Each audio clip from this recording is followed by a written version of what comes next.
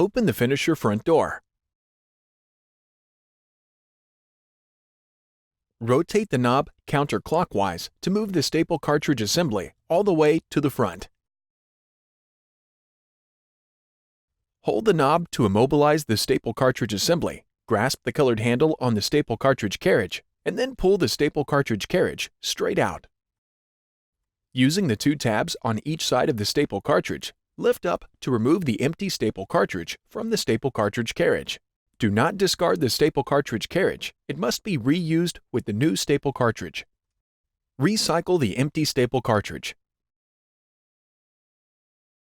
Insert the new staple cartridge into the staple cartridge carriage.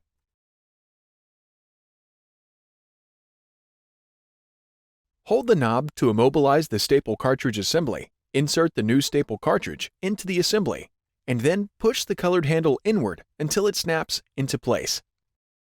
Rotate the knob clockwise to move the staple cartridge assembly back into the finisher. Close the finisher front door.